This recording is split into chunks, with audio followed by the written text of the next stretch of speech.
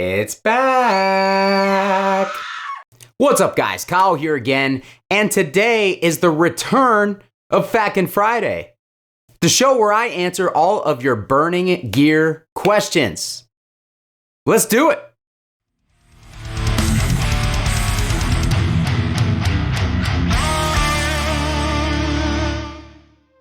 So, Faq'n Fridays are back.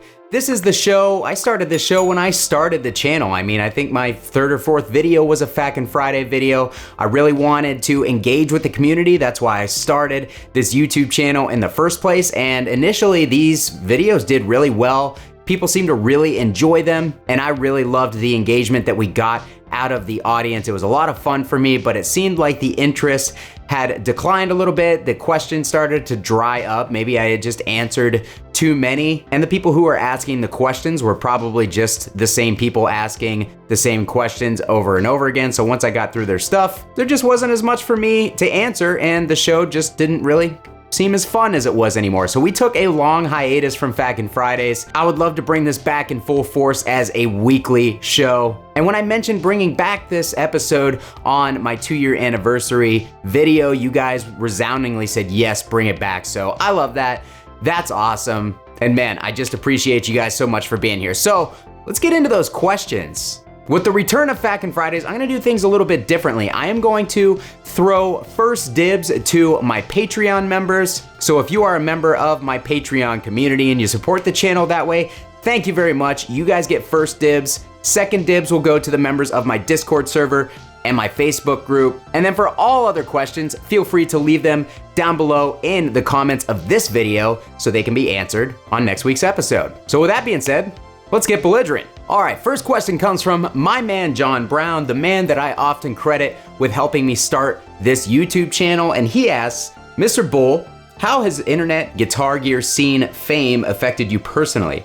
At this stage, people are bound to recognize you and freak out a bit. Thanks for that question, man. And honestly, a couple weeks ago, I probably wouldn't even have bothered answering that because I honestly don't really run into too many people who recognize the channel. But again, just being out at Sweetwater Gear Fest, I had a lot of people come up to me, employees at Sweetwater, some of the brands that were there presenting, and even a customer in the used gear exchange section in the store all recognized me, and they just told me how much that they appreciated the channel. And dude, that means so much to me because I can sit and look at my analytics all day. I can read the comments all day. I can read comments in Discord and Facebook and stuff. And while that stuff is awesome and I do appreciate it, it just doesn't quite connect to me as like real world, you know what I mean? Like it really just does seem like numbers and letters on the internet sometimes. It kind of just like fades into the background. But when someone personally comes up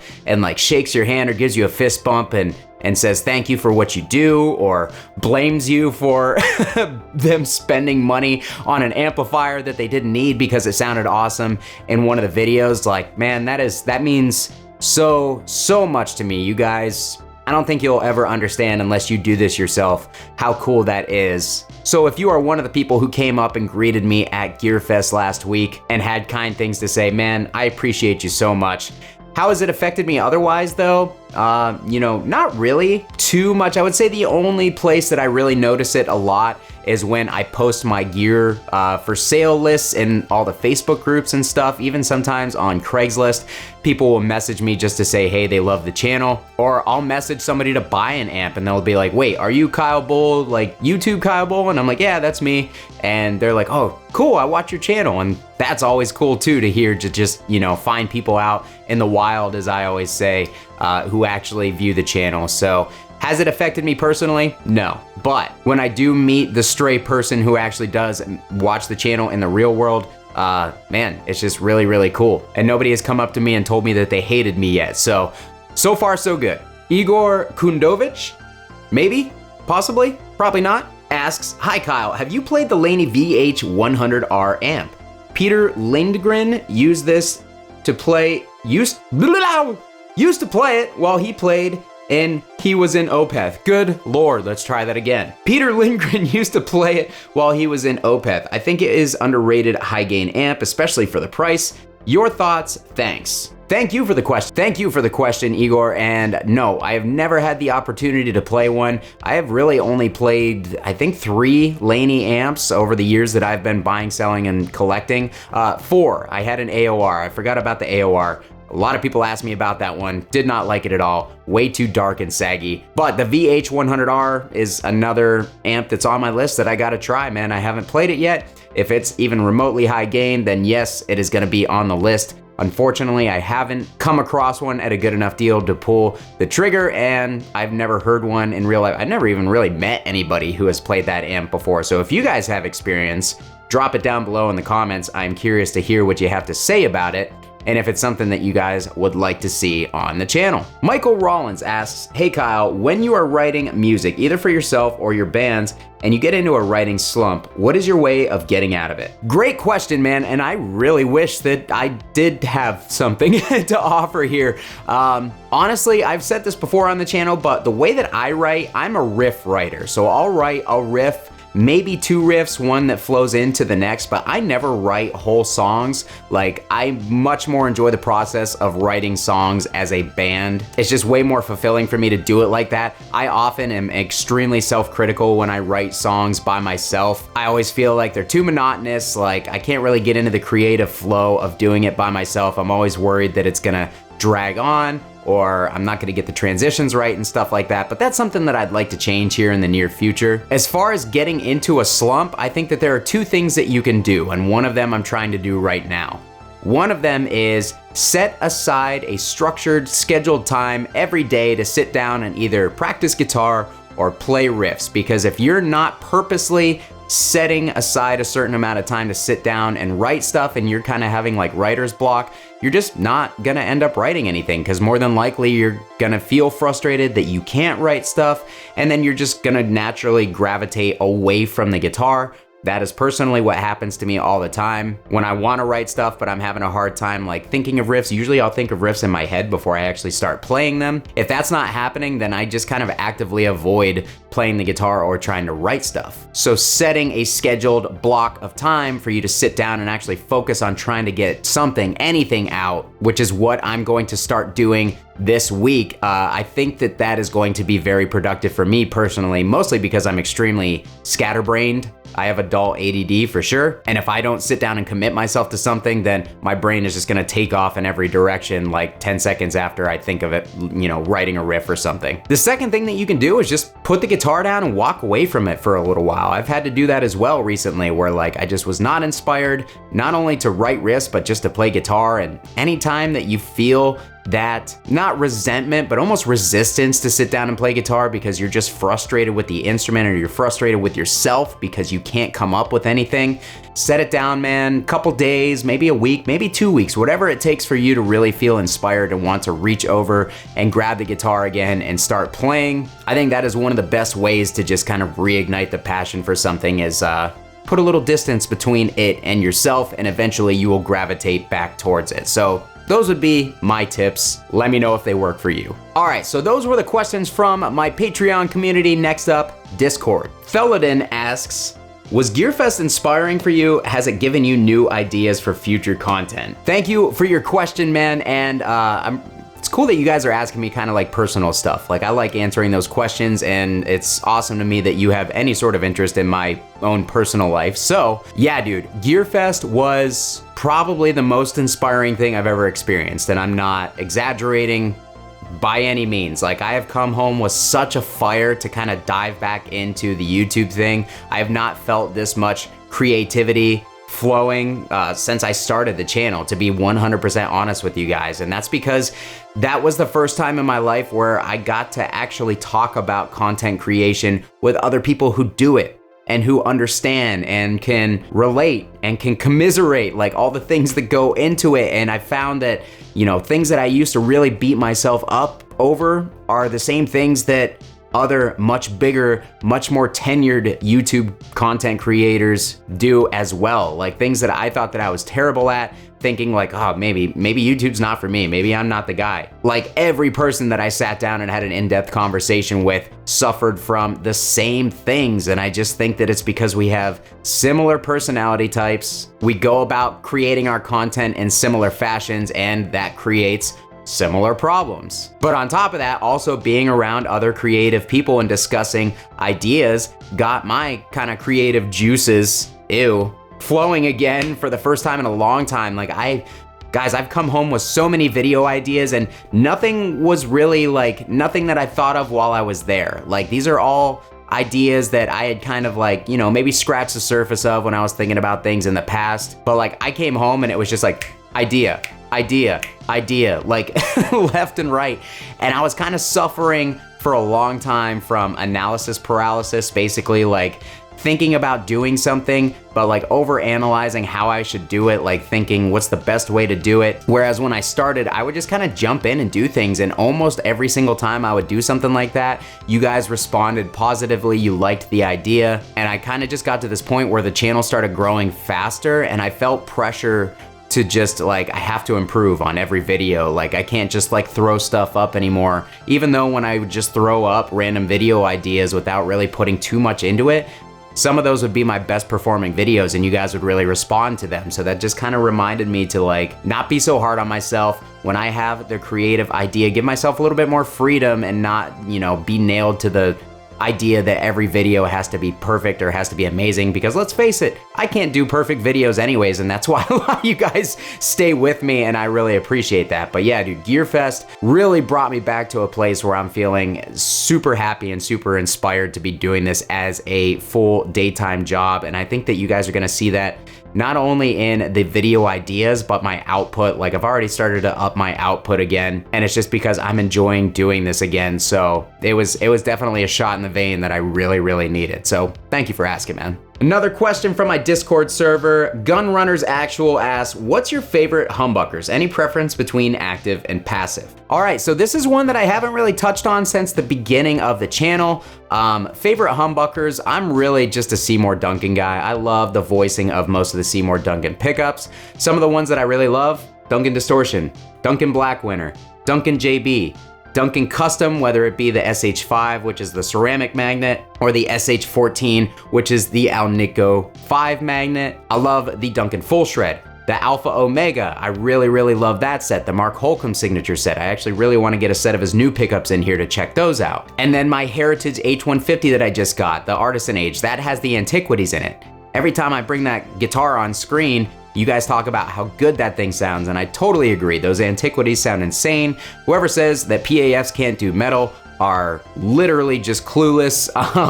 But yeah, so Duncan stuff, love Duncan pickups. If I had to pick a favorite out of that entire group, that would be really tough. I actually, now that I'm thinking about it, Duncan's, even though I love Duncan stuff, they're not my top pick. My top pick for a pickup, still the same as it's been for a long time. The Gibson 498T, I absolutely love that as a bridge pickup. I've got it in at least 4 Les Pauls. I'm gonna drop one in my Dunnable here soon. It's just a really great, grindy, aggressive sounding rock and roll, punk rock, hardcore pickup. It just works for all those things. My one gripe is that I wish it had a little bit more clarity. But that's really it, man. Like if somebody could wind me a custom 498T that just had more clarity but retained everything else about the pickup, it would literally be my perfect pickup. But yeah, that's gotta be my favorite, but I love a lot of stuff, including a lot of the Seymour Duncan stuff, between active and passive. Passive all day, every day, but recently I've really been coming around to certain active pickups, one of them being the EMG 81X in my ESP Eclipse over here. I've started to like that one a lot, and the other being the Fluff Fishman Fluence signature pickup. Fluff disliked the same thing about the Fishman Modern Ceramics that I did, is that they just had too much of a hi-fi, bright, high end. So with his pickup, he basically kept that voicing but rolled off the top end a good bit, so it sounds a lot more natural, and I have found that, especially for E-standard tuning, I really like that. So those are my choices. All right, I'm gonna pull a question from my Facebook group. Again, Discord and Facebook group will be linked down below if you guys wanna join either of those. Joel Karam asks, is it the thrill of the hunt or the tone you're chasing, and when will it ever be enough? I can't stop either. So man, for me, 100% it is the thrill of the hunt, and I have figured that out over the last probably like 4 years, really right around the time I started the YouTube channel. I realized that like I sound pretty much the same no matter what I play through, and you probably do too. That's why people accuse Ola and Fluff of sounding the same through every amp, because number one, we dial things in the same. Number two, play style has a big part in your sound. Whether people want to believe that or not, that's what the sound is in the hand means. It's all about your technique and your feel, the way that you play, having a huge influence on your sound, and I think that that is 100% true. It was actually made obvious to me when I sat down and played guitar next to Aguefish Hunter at Gearfest. Like, we played the same guitar, same rig, but when he played, things sounded a little bit tighter because he has a tighter right hand, a tighter palm mute. Whereas I have kind of loosened up over the past couple of years playing in Human Animal and Bushido Code being on hiatus, something I'd like to work on. But yeah, just between him and me, like the same rig could sound pretty different, especially on the low end due to technique. So the point that I'm getting at is that I found my tone a long time ago. I can get it from most amps in my collection, which is why they stick around. I can find things that I love about every amp. For now, it's just I love hunting down a good deal, and I love trying new things, and those things are just as much fun to me, if not more, than actually playing guitar sometimes. It all depends on what mood that I'm in, and for me, that's just as much as a part of the love for the hobby as actually playing music is. So it's very, very much about the hunt for me. I enjoy the hunt. I'm not looking for anything that I haven't already found. Tonally, I can get a tone that I'm 100% happy with out of a lot of the stuff that I own. So it doesn't really come down to that. It's just fun to try new things, and it's really fun to get good deals. Don Collison asks, how many times in your adult life have you shit your pants? 3. Christopher Reardon asks, who was the sexiest stud muffin at Gearfest you wanted to touch the butt of the most? I think that would have to be my friend Uncle Ben Eller. He was looking mighty tasty. And the last question for this week's episode comes from YouTube, taken from my community post the other day, and that is from Lokindoloco. Sorry bro, I butchered it. He asks, what's your favorite amp for tight thrash riffs without any pedals? I usually boost my amps, but I'd like to have an amp to use without any pedals. Thanks, Kyle. All right, so a couple come to mind, but I really gotta say, man, the Mesa Mark IV has just taken over as one of my favorite amp, period. Favorite amp, period. Favorite amps, period. I got one last month. I've been in love with it ever since. So mine's a Rev B longboard. So I don't care if people say that the Rev A is the one to get, because my Rev B has made me fall completely in love with that thing. You can get it super, super tight, and it just has such a compressed, saturated feel to it that I actually feel I don't want to use a boost on that amp, because it actually takes away from some of the magic of that thing. Cue Mark Lewis coming in here and telling me that I am an idiot for thinking that anything Mark related doesn't sound like a wet fart. But for real, that's how I feel, and that's kind of a hard amp to get your hands on right now. So in lieu of that, or in place of that, I would suggest the Synergy 2CP module. That module is actually insanely good. Synergy sent one out for me just to check it out. They didn't ask for a video in return, but I'm gonna make one anyways, because it's my favorite module at this point. Like, I friggin' love playing that thing. So you guys are gonna get a video of me checking out the 2CP, and I'm actually gonna compare it up against the Mark IV and the Mark VII just to show you that that thing can hang. So pretty much anything Mesa Mark series related is gonna get it done without a boost for me personally, but also curious about what you guys think. Let me know what your favorite tight thrash amp is without a boost in front down in the comments. And that's gonna do it for me today, guys. If you guys would like your questions answered, if you want first dibs, join that Patreon community. I would greatly appreciate it, because everything that you guys put into that Patreon account, I take it back out and I put it in more gear for the channel, so I would really, really appreciate the support that way. Otherwise, join my Discord server and my Facebook group, linked down below in the description of every video. Or if you want to support my channel in another way, hit up Sweetwater and Zounds via the affiliate links in the description. Even if you guys just click on those and don't necessarily buy anything, it still helps them, because it lets them know that people are coming to their website from my YouTube channel. People are actually watching these videos, and that's really one of the best things that you guys can do to support me, because that leads to them being more willing to send me cool gear to check out with you guys here on the channel. So Man, that's gonna do it for the return of Faq'n Fridays, guys. Super happy to be doing this again. Thank you so much for your questions. Please hammer me with questions down below in the comments so that I know to keep doing this video series. And yeah, guys, I'll see you next week for another episode of Faq'n Friday. Have a great weekend. Bye!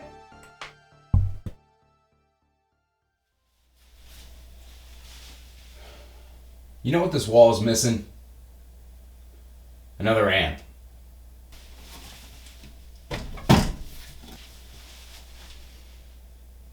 There we go.